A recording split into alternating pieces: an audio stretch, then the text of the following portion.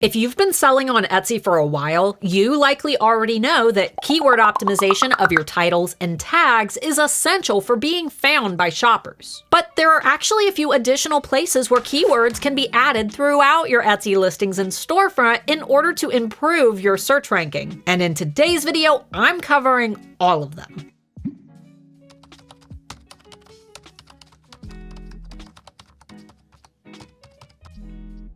For those who are new here, my name is Starla, founder of the Handmade Alpha Academy for Etsy sellers and manager at erank.com, Etsy's most popular SEO tool. And knowing where your most important keywords should be placed on Etsy is insanely important, not just for ranking in search, but also so you don't look like a big goofy goober with keywords strung all over your shop for no reason. So today I'll be sharing the areas of your listings that you can and should keyword optimize, as well as the areas of your listings that Etsy doesn't look at while ranking.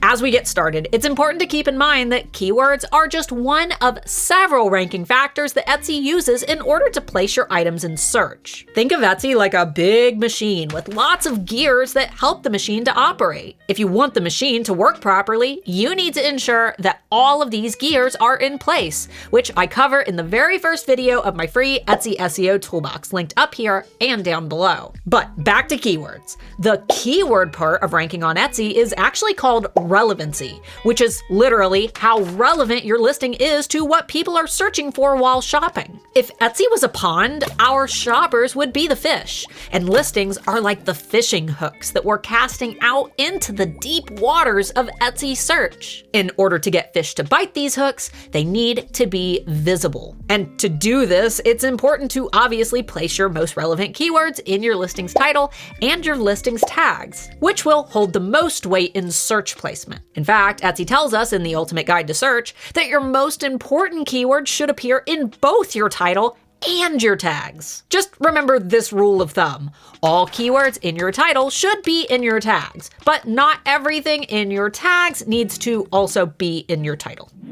So tags and titles, obviously important. But next, you'll want to make sure that your attributes are filled out as accurately as possible. These are the little drop-down menus within your listing which contain key details about your item, such as the size, color, and style. Etsy tells us that these areas are seen as being similar to tags, so be sure to fill out only those that apply to your listing. If you have a few that don't apply to your item, it won't hurt you to leave them blank.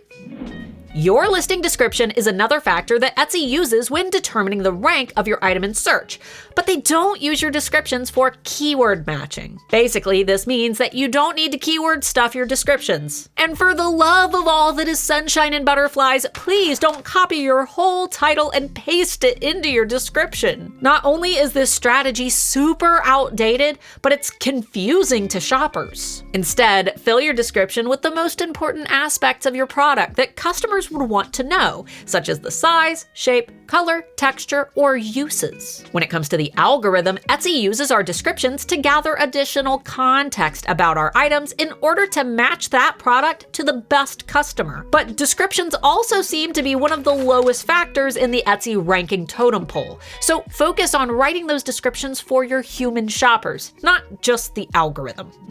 Next is your alt text, which is a factor that sellers often ask me about, but very few sellers know what alt text is for. So let's lead with an example. Imagine that this is how you see the world. If you wanted to buy this shirt, how would you know what color it is? Or what if you saw the world like this? You may be able to see some of the image, but how would you know what some of the smaller details are?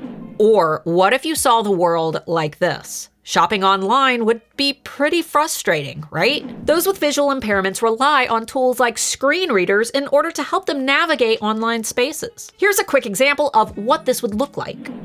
I'm a blind person who has been using screen readers, braille writers, scanning equipment, other adaptive technologies since my childhood. So I have a couple graphics on this page. Mark Sutton hands on a MacBook Pro image. So the first one is well described and uses an alt tag. You are currently on it. To describe what that graphic is all about. Now we go to the next graphic. Reader 042116.jpg. Much less useful.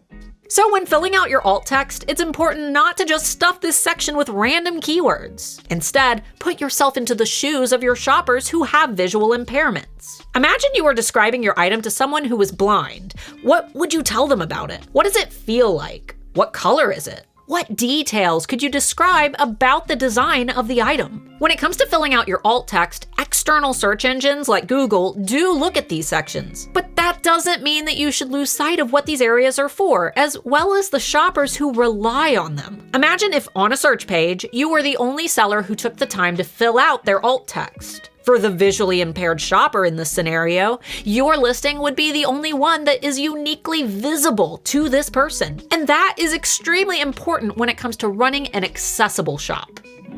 Moving to your storefront, you may have noticed this little tagline under your shop name. What many sellers don't realize is that this tagline can be keyword optimized, ideally with the primary phrase that encompasses your niche. For example, in my shop, I officially license with authors in order to make merch for some of the most popular fantasy books trending on TikTok. The top keywords for my shop are bookish merch and book talk, which is a subcategory of TikTok where readers recommend popular books. For my own tagline, I've captured both of these keyword phrases with the tagline, officially licensed bookish merch inspired by book talk.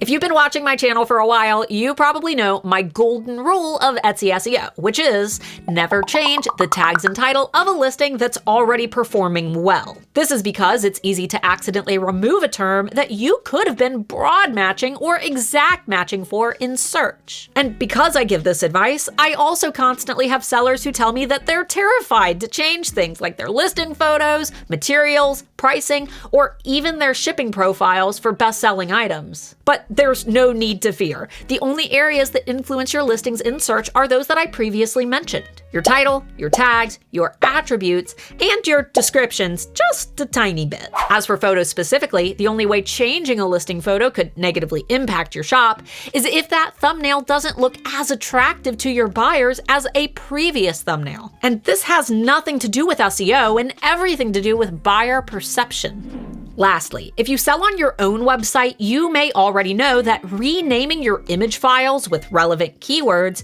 can help to give you a competitive edge in search, which is a great practice for websites, but not so much for Etsy. This is because when a listing image is uploaded, Etsy actually renames this file with a random combination of numbers and letters. So while using organized image file names may be good practice in order to keep your desktop clean and tidy, it's not something that you need to worry about for Etsy.